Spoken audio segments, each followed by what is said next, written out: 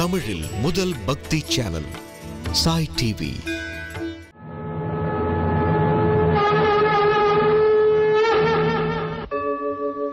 यदा यदा हि धर्मस्य ग्लानिर्भवति भारत अभ्युत्थानम् अधर्मस्य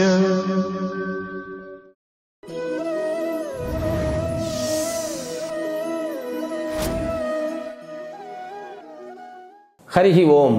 அனைத்து சாய் டிவி நேயர்களாகிய அன்பு உள்ளங்களுக்கும் என்னுடைய வாழ்த்துக்களையும் வணக்கங்களையும் தெரிவித்துக் கொள்கின்றேன். எல்லாம் வல்ல அம்பிகையினுடைய பேரருளாலும் யோகஸ்ரீ அமிர்த மிருத்யுஞ்சயேஸ்வரருடைய திருவருளாலும் நம் அனைவருக்கும் அனைத்து விதமான சௌபாகியங்களும் லக்ஷ்மி கட்டாட்சங்களும் கிட்ட வேண்டும் என்கின்ற பிரார்த்தனையுடன் இன்றைய உரையை துவங்குகின்றோம். ஸ்ரீமத் பகவத்கீதா 3வது அத்தியாயம் 29வது ஸ்லோகம். ஸ்ரீ பகவான் உவாச பிரகிருதேர் குணசம்மூடாஹ சஜ்ஜந்தே குணகர்மசு தான கிருத்னவிதோ மந்தான் கிருத்னவின்ன விசாலயேத. பகவான் கிருஷ்ணர் கடந்த ஸ்லோகத்தில் ஞானி எவ்வாறு இந்த உலகத்தை நோக்குகின்றார், அவர் எப்படி கர்ம பலன்களிலிருந்து தன்னை தப்புவித்துக் கொள்கின்றார், அவருக்கு ஞானம் எவ்வாறு நிலை பெற்று இந்த உலகத்தை புரிந்து கொள்ள செய்கிறது அப்படிங்கிற அத்தனையும் சொன்னார். அதில் முக்கியமாக நான் சொன்னது கடைசியில் இந்த ஞானி என்பவர் இந்த உலகத்தை 3 குணமாக பிரகிருத்தியினுடைய இயல்பாக புரிந்து கொள்ளுகிறார்னு சொல்லி சொன்னேன். இந்த 3 குணங்கள் அப்படிங்கிறது ஒரு பெரிய டாபிக். நம்ம இந்த சரீரத்தை முக்குணமயமான சரீரமாக புரிந்து கொண்டாலே நிறைய விஷயங்கள் நமக்கு பிடிபட்டுடும்.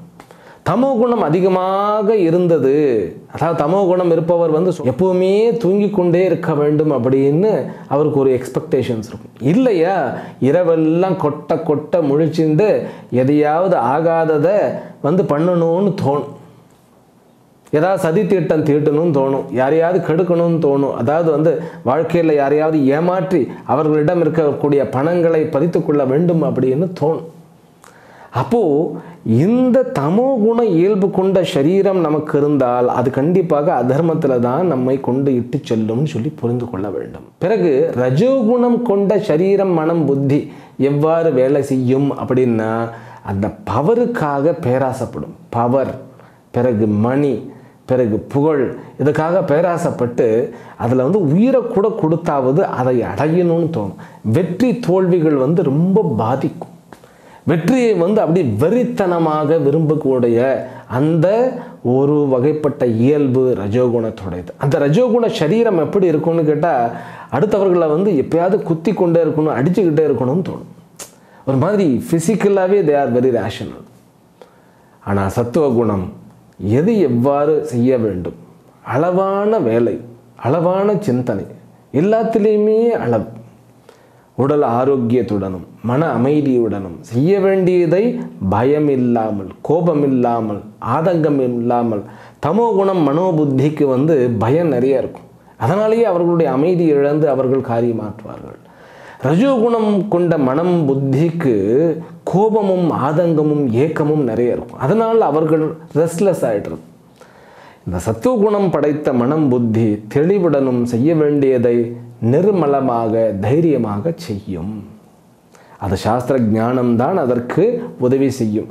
இதை இப்படி புரிந்து கொண்டு ஞானி நான் இந்த குணங்களுக்கு அப்பாற்பட்டவன் என்று புரிந்து தன்னில் தான் இருந்து இந்த உலக காரியங்களை தர்மமாக செய்வார்னு சொல்லி கடந்த ஸ்லோகத்தில் பகவான் கிருஷ்ணர் மிக மிக அற்புதமாகவும் அழகாகவும் நமக்கு விளக்கி சொன்னார். இந்த ஸ்லோகத்தில் அவர் சொல்றதை பாருங்களேன், படிச்சிருவோம். பிரகிருதேர் குணசம்மூடாஹ சஜ்ஜந்தே குணகர்மசு தான கிருத்னவிதோ மந்தான் கிருத்னவின்ன விசாலயேத.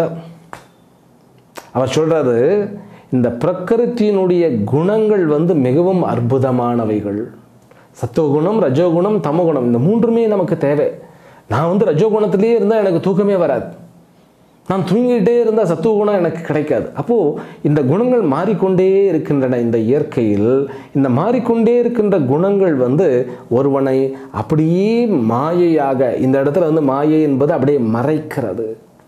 தன்னுடைய இயல்பான ஸ்வரூபத்தை மறைத்து விடுகிறது. தன்னை தன்னிடத்திலிருந்தே மறைச்சுடுதான். அஞ்ஞானி என்பவர் யார் அப்படின்னா தன்னை உணராதவர், அவ்வளவுதான். இதான் அர்த்தம். அஞ்ஞானி என்பவர் ஞான சூன்யம் அப்படின்லாம் சொல்லக்கூடாது. அஞ்ஞானி என்பவர் தன்னை முழுவதுமாக உணர்ந்து கொள்ளாமல் இருக்கிறார். அவர் பெரிய இன்டெலிஜென்ட்டாக இருக்கலாம், மகா மேதையாக இருக்கலாம், கணித மேதையாக இருக்கலாம், அறிவியல் மேதையாக இருக்கலாம், அப்புறம் என்ன இந்த உலகத்தில் கம்ப்யூட்டர் புலியாக இருக்கலாம். பட் ஆனால் தன்னை உணராதவர் அஞ்ஞானி என்று கூறப்படுகிறார். இது வெளியில் போய் அஞ்ஞானி அஞ்ஞானின்லாம் சொல்லிட்டு இருக்கக்கூடாது. சாஸ்திரம் இந்த டெக்னிக்கல் டேர்ம்ஸை ரெண்டை பயன்படுத்துது. ஞானி அஞ்ஞானி. தன்னை உணர்ந்தவர் தன்னை உணர்வதற்கு இந்த உலகத்தை புரிந்து கொண்டால் தான் முடியும் இல்லையா? அதனால் தன்னை உணர்தல் என்பதில் உலகத்தை உணர்தல், ஈஸ்வரனை உணர்தல் இவைகளெல்லாம் அடக்கம். அதனால தான் தன்னை உணர்ந்தவர் ஞானியாகவும் தன்னை உணராதவர் அஞ்ஞானியாகவும் சொல்லுகிறது. அப்படிப்பட்ட அஞ்ஞானி இந்த பிரகிருத்தியினுடைய ரகசியங்களை புரியாமல், அதை புரிந்து கொள்ள முயற்சிக்காமல் இந்த பிரகிருத்தியினுடைய அந்த காரியத்தில் தன்னை இழந்து விடுகிறார். அப்புறம் ஆகவே அவர் தன்னுடைய அகங்காரத்திற்கு அடிமையாகி விடுகிறார். எப்படி? தன்னுடைய அகங்காரத்திற்கு தானே அடிமையாகி விடுகிறார். அது எப்படி சாத்தியமாடும்? அகங்காரமே அடிமையாகிறது. அதுதான் விஷயம். நம்மை கர்மத்திற்கு எது அடிமையாக்குகிறதுன்னு கேட்டால் நம்முடைய அகங்காரம். அகங்காரமே என்ன பண்ணுதுன்னு கேட்டால் யானை தன் தலை மீது தானே மண்ணை வாரி தூற்றிக் கொள்வது போல இந்த அகங்காரம் காரியம் பண்ணுறதுக்கு பயன்படுது. அகங்காரம் இல்லாமல் காஃபி கூட குடிக்க முடியாதுன்னு நான் சொல்லியிருக்கேன். அப்போது அந்த காஃபி குடிக்கும்போது நான் என்னுடைய உழைப்பினால் வந்த காஃபின்னு குடித்தா முடிஞ்சு போச்சு. இது என்ன ஈஸ்வர பிரசாதமாக பார்க்கணும். அது ஞானியினுடைய வேலை. இந்த உலகத்தில் இந்த அற்புதமான விஷயங்கள் எல்லாம் படைத்தது அத்தனையும் ஈஸ்வரன் தான் அப்படின்னு சொல்லி அந்த புரிந்து கொள்ளுதல் வந்தால் அவர் ஞானி.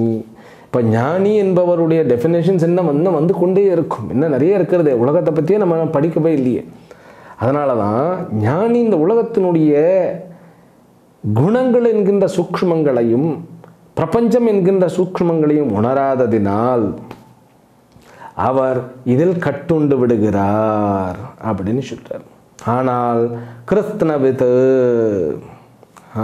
தான் அகிருஷ்ண விதா மந்தான், அவர்களை என்ன சொல்லப்படுகிறதுன்னு கேட்டால் மந்தர்கள்னு சொல்லப்படுகிறது. மந்த புத்தியை உடையவர்கள், உலகத்தை பற்றிய உண்மையை உணராதவர்கள், தன்னை பற்றிய உண்மையை உணராதவர்கள், ஈஸ்வரனை பற்றிய உண்மையை உணராதவர்கள், அவர்கள் இந்த உலகத்தினால் அலை கழிக்கப்படுகிறார்கள். ஆனால் உண்மையை உணர்ந்த ஞானியோ அவன் இந்த உலகத்தினுடைய நிகழ்வுகளினால் அலைகழிக்கப்படுவதில்லை அப்படின்னு சொல்லி முடிச்சுட்டார்.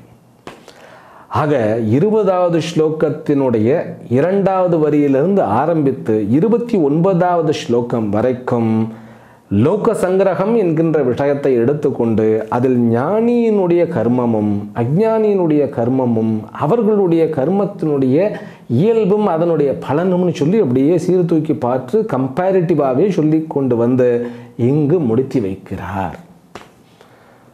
அப்போ இதை நம்ம எப்படி புரிந்து கொள்ள வேண்டும் அப்படின்னா 20வது ஸ்லோகத்திலிருந்து மீண்டும் மீண்டும் மீண்டும் படிக்கணும். என்னதான் இருக்கிறது, என்னதான் சொல்லி கொடுத்துருக்கிறார். இதுதான் கர்மத்தினுடைய ரகசியமாச்சு.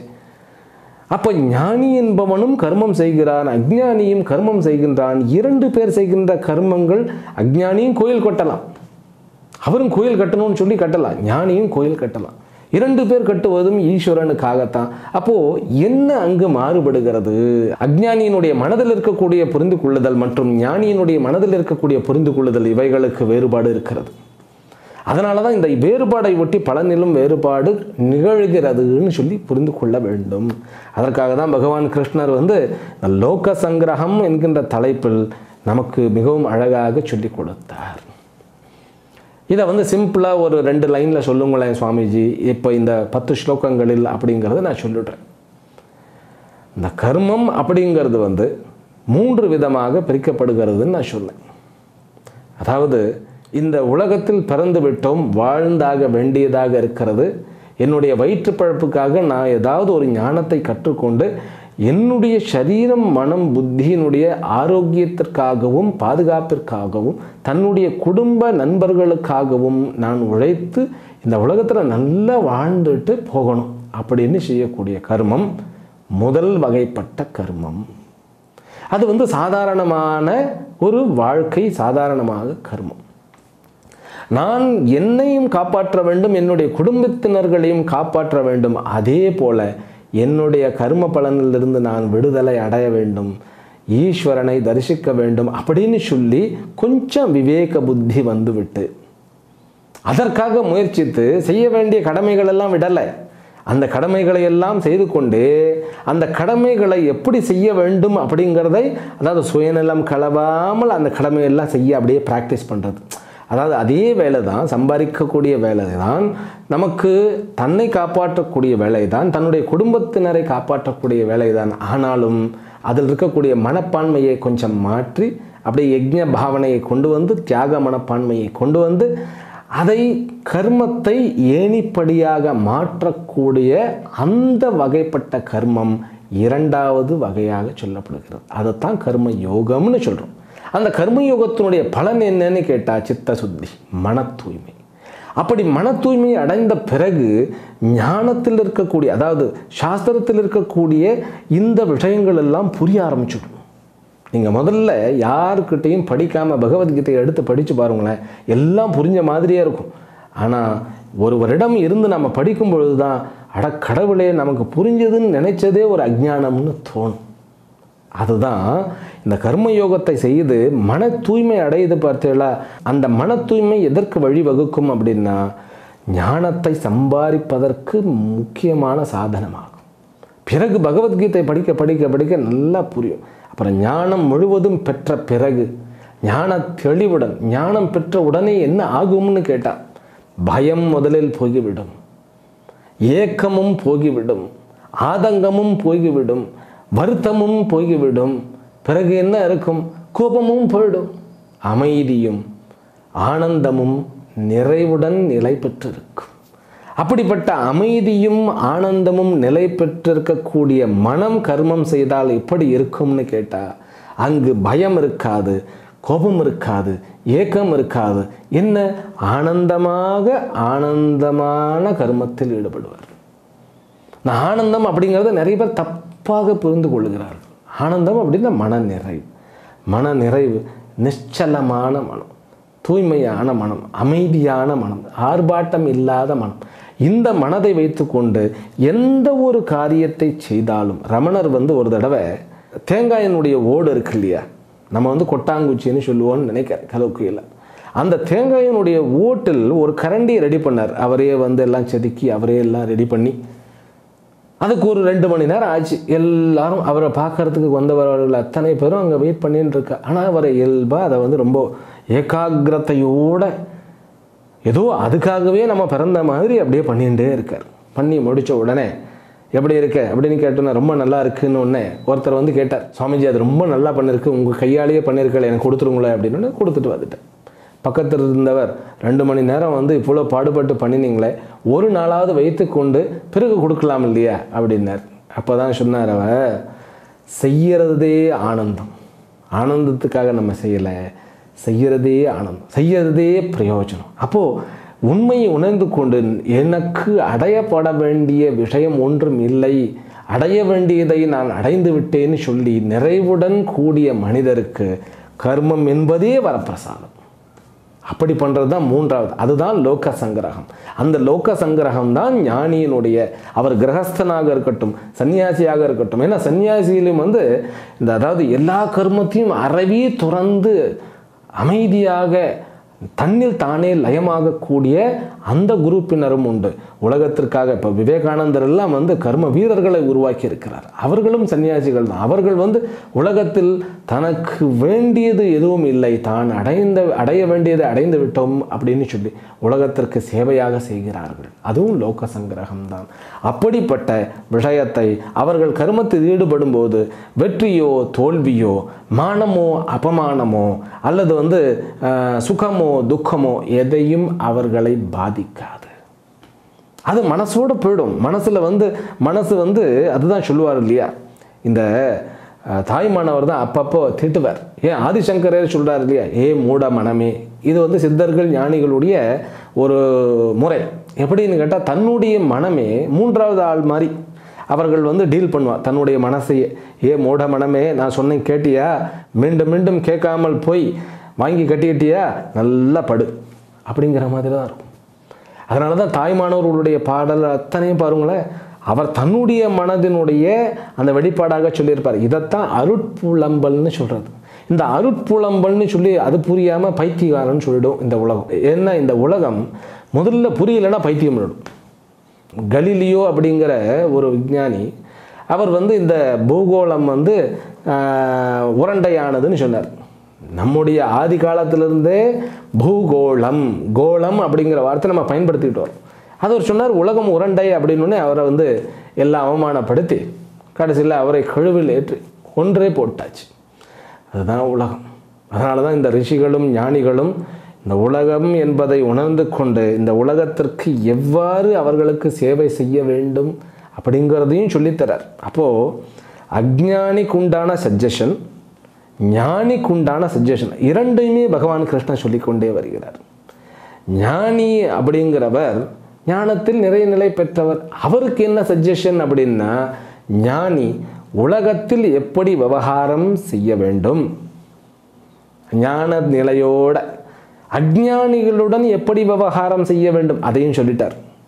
அவர்கள்கிட்ட போய் குழப்பிடக்கூடாது, அவர்கள்கிட்ட போய் பிரம்மன் சத்தியம் ஜெகன் மித்யா அப்படின்னு என்னத்தையோ தத்து பெத்துன்னு உளரப்படாது. அவர்கள்கிட்ட ஜாக்கிரதையாக இருக்கும்.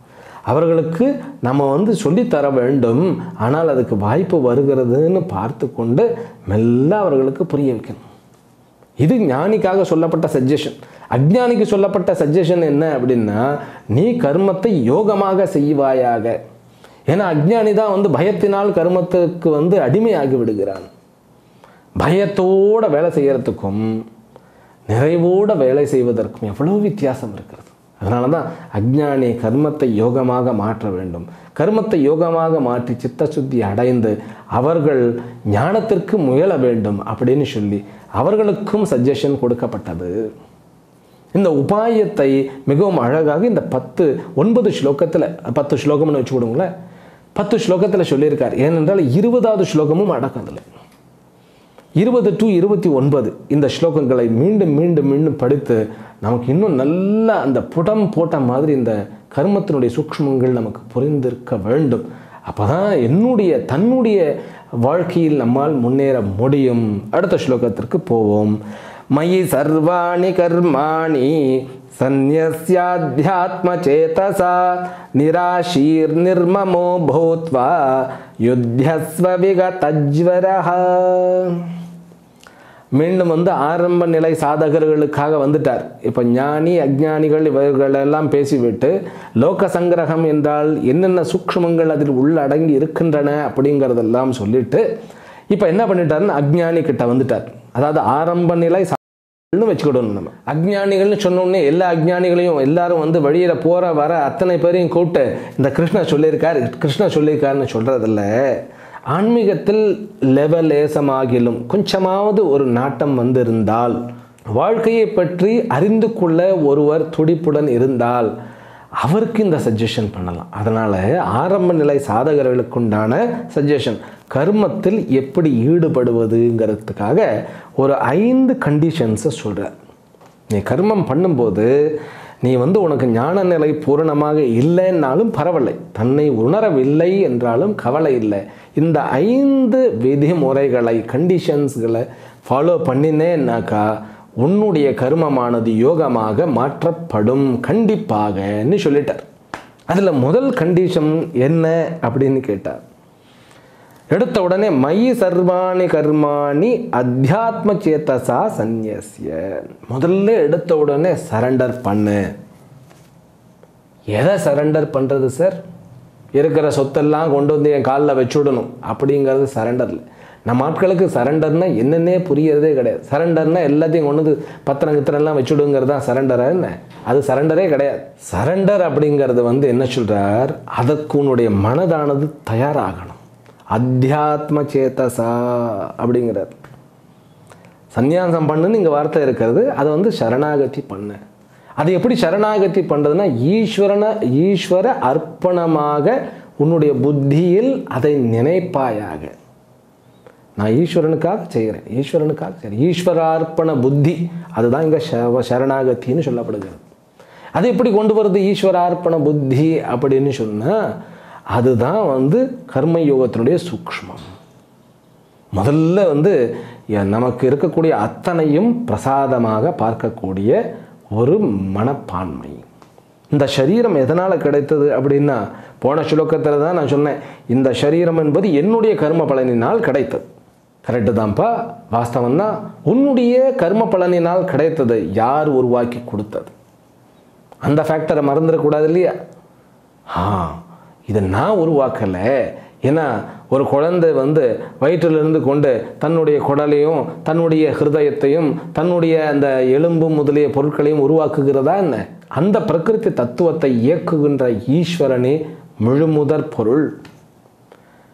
அப்போ என்னுடைய கர்ம பலனாக இந்த சரீரத்தை காண்பது முதல் படி.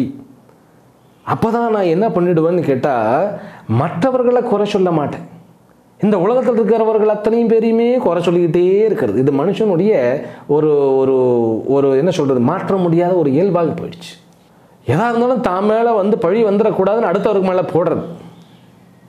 அப்புறம் சின்ன ஒரு பிரச்சனை இருந்தாலும் புலம்புறது, அடுத்தவங்களை வந்து ப்ளேம் பண்ணுறது, குறை கூறிக்கிட்டே இருக்குது. அதெல்லாம் போயிடும். எனக்கு என்ன அனுபவம் வருகிறதோ, என்னுடைய மூக்கு, என்னுடைய நாக்கு, எல்லாம் முகம் அத்தனையும் என்ன? நம்முடைய கர்ம பலன். அவரவர்களுடைய கர்ம பலன் தான் அவரவர்களுக்கு சரீரமாகவும் பெற்றோர்களாகவும் சமுதாயமாகவும் ஏன் மொழியாகவும் உணவாகவும் அனுபவமாகவும் காற்றாகவும் நீராகவும் கிடைத்திருக்கிறதுன்னு சொல்லி புரிந்து கொண்டால் அடுத்தவர்களை யாரும் குறை சொல்ல மாட்டார்கள். அப்படி நினச்சி பாருங்களேன், ஒரு உலகம் அடுத்தவர்களை குறை சொல்லாமல் இருக்கிறது அப்படின்னு சொல்லி நினச்சி பாருங்களேன், எவ்வளோ சந்தோஷமாக இருக்கும். ஒரு உலகம் வேண்டாம் சுவாமிகளே, ஒரு குடும்பம் இருக்கட்டும் இல்லையா? உண்மைதான். ஒரு குடும்பத்தில் ரொம்ப ஒரு மாதிரியான மனசுக்கு வேதனை அளிக்கக்கூடிய சமாச்சாரம். அப்பாவை வந்து பையன் ஏற்றுக்கொள்வதே இல்லை. அனைத்து குடும்பத்திலையும் இல்லை, ஆனால் மேக்சிமம் அப்பா மீது ஒரு காழ்ப்புணர்ச்சி வந்துடுறது, ஒரு வெறுப்பு வந்துடுறது. ஒரு கட்டத்துக்கு மேலே அவர் எனக்கு இதை பண்ணலை, அதை பண்ணலை, இதை பண்ணலை, அதை பண்ணலைன்னு சொல்லிட்டு வந்துருச்சா குறை கூறுவது. என்னுடைய தந்தை இப்படி இருந்ததுனால தான் நான் அப்படி ஆயிட்டேன், இப்படி ஆயிட்டேன் அப்படின்னு குறை சொல்லிக்கிட்டே தெரியாது. முதலில் என்னை, என்னுடைய சரீரத்தை, என்னுடைய அகங்காரத்தை எல்லாமே என்னுடைய கர்ம பலனாக நான் புரிந்து கொண்டால் அடுத்தவர்களை குறை கூறுவதை நான் நிறுத்தி விடுகிறேன். அப்போவே என்னாடுன்னு கேட்டால் எனக்குள் பாசிட்டிவான ஒரு மாற்றம் வர ஆரம்பித்து விடுகிறது. அதற்கு பிறகு என்னுடைய கர்ம பலனினால் கிடைத்த இந்த சரீரத்தையும் இந்த உலகத்தையும் ஈஸ்வரனுடைய பிரசாதமாக பார்க்க ஆரம்பிக்கிறது. இது இரண்டாவது லெவல். அப்படின்னா என்ன? நான் வந்து என்னுடைய அறியாமையினால நிறைய பண்ணிட்டேன்ப்பா, அதற்கு வந்து நீ எனக்கு இந்த சரீரத்தை கொடுத்துருக்க, தேங்க்ஸ் அப்படின்னு சொல்லிட்டு நன்றியோடு சொல்லிவிட்டு, இது உன்னுடைய வந்து கருணை, எனக்கு வந்து மனித சரீரம் கிடைச்சிருக்கிறது, சிந்தனை பண்ணுவதற்குண்டான திறனும் கிடைத்திருக்கிறதுன்னு சொல்லி அந்த தேங்க்ஃபுல்னஸோடு, அந்த நன்றி கலந்த உணர்வோடு ஏற்றுக்கொள்வது பிரசாதமாக பார்ப்பதற்கு நிகராகிறது. தனக்கு வரக்கூடிய அத்தனை அனுபவங்களும் என்னுடைய கர்ம பலனாக இருந்தாலும் அது ஈஸ்வரனுடைய பிரசாதமாக நான் நினைக்கும் பொழுது என்னுடைய கர்மங்கள் என்னுடைய பாதிப்பை தருவதில்லை. அங்கே ஈஸ்வரனுக்கு நான் பிரதானம் கொடுக்கும் பொழுது அந்த ஈஸ்வர சக்தியானது என்னுடைய கர்ம பலனை அது வந்து பரிசீலிக்கிறது. அப்போ ஈஸ்வரனுக்குன்னு ஒரு பொறுப்பு இருக்குமா இல்லையா? அவர் செய்வார். ஓ, இவன் என்ன பண்ணிட்டான், தான் கர்ம பலன்னு நினைக்கலையே, ஏன் நான் கொடுத்தேன்னு இல்லை நினச்சி விட்டான், அப்போ இவனுக்கு நம்ம கரெக்டாக பண்ணணும் அப்படின்னு சொல்லி அது எந்த கடவுளாக இருந்தாலும் அது மாறுகிறது. பிரசாத புத்தியுடன் ஏற்றுக்கொள்ளுது. அப்புறம் என்னென்ன சங்கல்பம் வருகிறதோ, நம்முடைய மனசில் வந்து என்னென்னலாம் நான் பண்ணுறேனோ, சங்கல்பம் தானே முதல்ல வரும், அதுக்கப்புறம் காரியம் பண்ணும்போது ஈஸ்வரனுக்காகவே செய்கிறது, ஈஸ்வரனுக்காகவே செய்கிறது, ஈஸ்வரனுக்காகவே செய்கிறது. இதை வந்து ரொம்ப கலோக்கியில் ராமகிருஷ்ண பரமஹம்சருடைய வாழ்க்கையில் நடந்த ஒரு நிகழ்வை வச்சு சொல்லிவிடலாம். ராமகிருஷ்ண பரமஹம்சர் ஒரு பெரிய மகான். அவருடைய வாழ்க்கையில் அவருக்கு நிறைய விதமான பக்தர்கள்லாம் இருந்தார்கள். அதில் கிரீஷ் சந்திர கோஷ் அப்படின்னு ஒருத்தர். அந்த கிரீஷ் சந்திர கோஷ் வந்து அந்த காலத்திலேயே மீடியா பர்சன். அவர் மீடியா பர்சன், அந்த காலத்து மீடியா பர்சன். இந்த காலத்து மீடியா பர்சன்ஸ் எல்லாம் வெரி டேலண்டட். அவர்கள்லாம் வந்து அப்படியே பிரம்மா சிருஷ்டி பண்ண உலகத்தை இவர்கள் வந்து அழகாக சிருஷ்டி பண்ணுகிறார்கள். இதெல்லாம் வந்து ஒரு குடுப்பெண்ணு தான். அவர்கள்லாம் விஸ்வகர்மா தான் சொல்லணும். சரி, இருக்கட்டும். இந்த கிரீஷ் சந்திர கோஷ் அப்படிங்கிறவர், அவர் வந்து எப்படியோ இந்த குடி பழக்கத்திற்கு ஆளாயிட்டார். அவரால் இந்த குடி, அந்த மது இல்லாமல் இருக்கிறது இல்லை, முடியறதில்லை. ஆனாலும் கூட விடாமல் வர்றது. ராமகிருஷ்ண பரமஹம்சரை பார்க்கறதுக்கு விடாமல் வர்றது. மக்கள் எல்லாம் வந்து கம்ப்ளைண்ட் பண்ணுறது, சுவாமிகளை இவர் வந்து கொஞ்சம் சரியில்லை அப்படின்னு. ஏன்னா எப்போவுமே உலகம் என்ன பண்ணுன்னு கேட்டால், தன்னை பற்றி ஒரு பெரியவர்கள்கிட்ட போனால், ஒரு மகான்கள்கிட்ட போனால் தன்னை பற்றி பேசணும், தன்னுடைய அந்த முன்னேற்றத்தை பற்றி பேசணும், அடுத்தவர்களை பற்றி பேசிக்கிட்டே இருக்கிறது. இதெல்லாம் என்ன, நான் வந்து கொஞ்சம் அந்யுன்யமாக இருக்கிறேன் அப்படிங்கிறத காண்பிக்கிறது. அப்படியெல்லாம் இல்லை. அவர்கள் வந்து சொல்லும்போது ராமகிருஷ்ண பரமஹம்சர் எல்லாம் எனக்கு தெரியும். அதுதான் குருவனுடைய அந்த தாயன்புன்னு சொல்கிறது. குருன்னு சொன்னாலே தாயன்பு. அந்த தாயன்போட பார்க்குறது. சரி, எனக்கு தெரியும் அப்படின்னு சொல்லிட்டார். அப்புறம் கிரீஷ் சந்திர கோஷே ஒரு நாள் தானே வந்து அவர் சொல்லிட்டார், என்னால் முடியலை, நான் இதிலேருந்து வெளியில் வர வேண்டும் அப்படின்னு நினைக்கிறேன், என்ன பண்ணலாம் சொல்லுங்களேன் அப்படின்னு சொன்ன உடனே, நீ எதை பண்ணினாலும் எனக்கு அர்ப்பணம் பண்ணிட்டு பண்ணு முதல்ல அப்படின்ட்டார். அவர் சொன்னார், ஆஹா, இது ரொம்ப ஈஸியான வேலையாக இருக்க, இது என்ன அர்ப்பணம் பண்ணணும் அவ்வளோதானே. அர்ப்பணம் எப்படி பண்ணுறது அப்படின்னா, உங்களுக்கு அர்ப்பணம்னு சொல்லிட்டு எதாக இருந்தாலும் நீ சாப்பிடு அப்படின்னு சொன்னோடனே, முதல் நாள், 2வது நாள், 3வது நாள் இவர் என்ன பண்ணிட்டார், அர்ப்பணம்னு சொல்லிட்டு எல்லாம் பண்ண ஆரம்பிச்சிட்டார். அந்த மதுவும் கூட அர்ப்பணம்னு சொல்லிட்டு பண்ண ஆரம்பிச்சிட்டார். 2வது நாள் பண்ண ஆரம்பிச்சிட்டார். 3வது நாள் பண்ணும்பொழுது மனசு வரல. அவ்வளவு பெரிய மகான், அவருக்கு போய் நான் இதை அர்ப்பணம் பண்ணுறேனே, கடவுளே எவ்வளவு பெரிய மகான், அவருக்கு போய் இதை போய் அர்ப்பணம் பண்ணுறேனே, என்னுடைய இந்த தகாத உடலுக்கு ஊறு வைக்கக்கூடிய இந்த பழக்கத்தை போய் அவருக்கு அர்ப்பணம் பண்ணுறேனேன்னு சொல்லி ஒரு கில்ட் வந்துடுச்சு. அதுக்கப்புறம் வந்து 2-3 நாட்கள் குடிக்கவே முடியல, கோபம் வந்துடுச்சு. இந்த ஆள் நம்மளை எப்படி கட்டிட்டார் பாருங்களேன்னு சொல்லிட்டு ஓடி வந்து கோபமா, நீங்கள் வாபஸ் வாங்குவோம் அப்படின்னார். எதை வாபஸ் வாங்குறது அப்படின்னு ஒன்று, இல்லை நீங்கள் சொன்ன அந்த சரணாகதி அதை வந்து வாபஸ் வாங்கிக்கோங்க, நம்மளால் முடியலை. அப்போ சொன்னார், நான் வந்து கொடுக்கல, இதை நீயாக தான் எடுத்துட்ட, உனக்கு வேணும்னே விட்டுட்டு நீ அடுத்தது பாரு,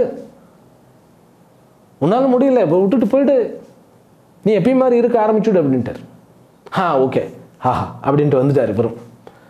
அப்புறம் வந்துட்டு மறுபடியும் ஒரு 2-3 நாட்கள், 4 வாரங்கள் அப்புறம் மெல்ல மெல்ல மெல்ல மெல்ல என்ன எடுத்து அந்த பழக்கம் குறைய ஆரம்பிச்சிச்சு. அந்த மாதிரி ஈஸ்வர அர்ப்பண புத்தி அப்படிங்கிறது வந்து அதை கொஞ்சம் ப்ராக்டிஸ் பண்ணணும்.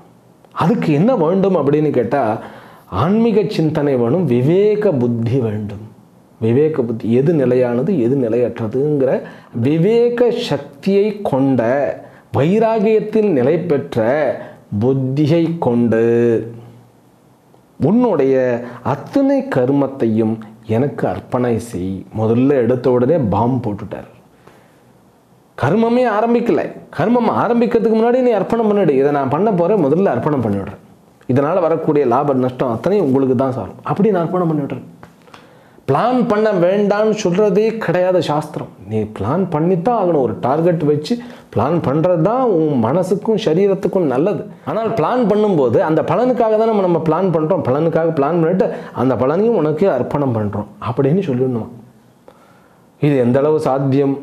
பழக்கப்பட நம்ம ப்ராக்டிஸ் பண்ண அற்புதமான ஒரு சாத்திய வஸ்துவாக இது விளங்கும். இது முதல் கண்டிஷன். 2வது கண்டிஷன் என்ன அப்படின்ன உடனே, நிராஷீஹி அப்படின்ட்டார். நிராஷீஹின்னா டைரக்டான மீனிங் என்ன தெரியுமா? எந்த ஒரு எதிர்பார்ப்பும் இல்லாமல் அப்படின்னு அர்த்தம். எப்படி ஆகிறது? எதிர்பார்ப்பு இருந்தால் தானே பிளானே பண்ண முடியும். அப்படின்னா எந்த ஒரு ஒரீஸும் இல்லாமல், கவலையும் இல்லாமல், எதிர்காலத்தை வந்து பிளான் பண்ணிட்டு ஐயோ அது நடக்கணுமே, அது கரெக்டான நேரத்தில் நடக்கணுமே. இப்போது கல்யாணத்துக்கு ஒருத்தர் வந்து தன்னுடைய மகள் கல்யாணத்துக்கு ஒரு நாள் குறித்த உடனே அந்த டேட்டில் வந்து மழை வருமா வராதான்னு சொல்லி வானிலை அறிக்கை கேட்டுகிட்டே இருப்பார், கவலைப்பட்டுகிட்டே இருக்காது. நம்ம பண்ண வேண்டியது கடமை, ஈஸ்வரன்கிட்ட அர்ப்பணம் பண்ணிட்டு நம்ம செய்ய வேண்டியதை செய்யணும்னு அந்த இடத்துல அந்த மனப்பான்மை ஏற்பட வேண்டும். ஆக இந்த 5 விதமான நிபந்தனையில் இரண்டாவது நாம் பார்த்து கொண்டிருக்கின்றோம். இதை தொடர்ந்து அடுத்த வகுப்பில் பார்ப்போம் என்று கூறி, எல்லாம் வல்ல இறைவனுடைய பேரருளாலும் அம்பிகையினுடைய திருவருளாலும் நம் அனைவருக்கும் அனைத்து விதமான லட்சுமி கட்டாட்சங்களும் பூரண ஞான சித்தியும் ஏற்பட வேண்டும் என்கின்ற பிரார்த்தனையுடன் இந்த உரையை நிறைவு செய்கின்றேன். ஹரிஹி ஓம் ஸ்ரீ குருப்யோ நமோ நமஹ. சாய் டிவி நிகழ்ச்சிகள் உங்களுக்கு பிடிச்சிருக்கா? லைக் பண்ணுங்க, ஷேர் பண்ணுங்க, கமெண்ட் பண்ணுங்க, சப்ஸ்கிரைப் பண்ணுங்க. பக்கத்தில் இருக்கிற பெல் சிம்பலை பிரஸ் பண்ணுங்க.